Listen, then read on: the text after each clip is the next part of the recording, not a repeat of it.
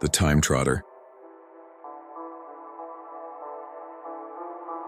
We live surrounded by a story about ourselves, a story that says Western civilization, rooted in Christianity, tempered by reason, crowned by democracy, is different from all that came before it.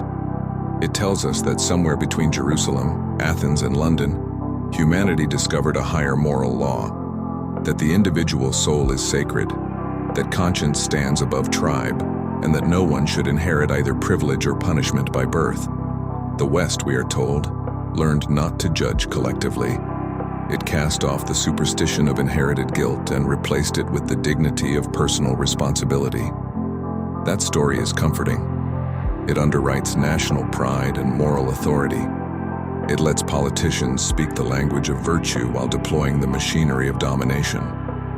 But history, when we strip it of ceremony, tells another tale, a tale of a civilization that never stopped defining itself through collective judgment, never stopped building its identity upon the condemnation of others.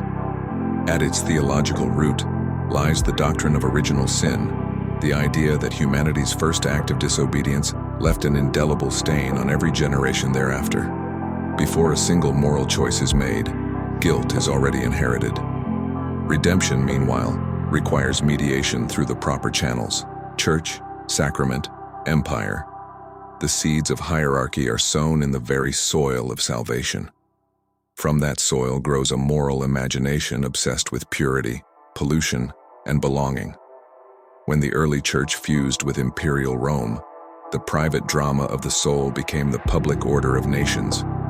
One faith, one empire, one law. The sword that defended doctrine also expanded territory. Difference became danger, and dissent heresy. The habit of saving souls by subduing bodies hardened into the operating logic of Western Christendom. By the Middle Ages, this logic had matured into a worldview in which violence could be sanctified. The Crusades, remembered in hymns as pilgrimages of faith, were campaigns of annihilation. Their banners promised salvation for killing the unbeliever. Cities were sacked, civilians massacred, entire communities of Jews and Eastern Christians obliterated, all in the name of a universal love that somehow required purification by fire.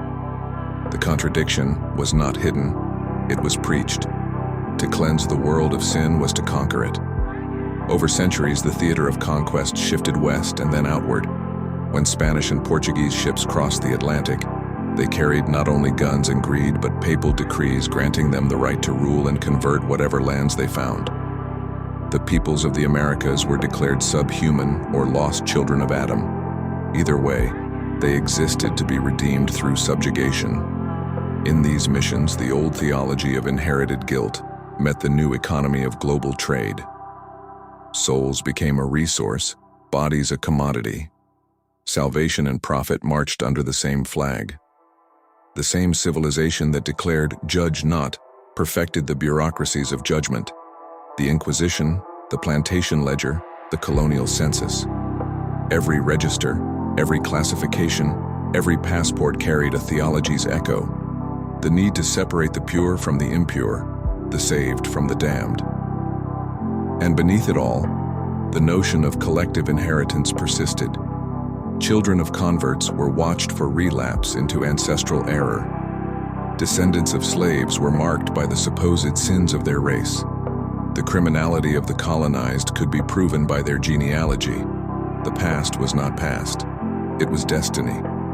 As Europe entered the age it would later call enlightened, the language changed, but the grammar stayed the same. The divine right of kings gave way to the natural rights of man, yet the word "man" was written with invisible footnotes. Liberty was proclaimed universal, even as the universality was denied to most of humanity. Philosophers spoke of reason, but reason had a color, a creed, and a geography. John Locke, advocate of tolerance, distrusted Catholics, Muslims, and atheists alike. Their oaths, he warned, could not bind them. John Stuart Mill, apostle of liberty, declared that savage nations must be ruled until they were fit for freedom. The enlightened man would decide when others were ready to be his equal. Thus, the rhetoric of emancipation became another instrument of hierarchy. Beneath the polite salons of Europe, the engines of empire roared. The same century that celebrated human reason industrialized human bondage. Sugar and cotton, grown by hands in chains, sweetened the tea of moral philosophers. Across Africa, Asia, and the Americas, Western Christendom's offspring plundered, preached, and paved.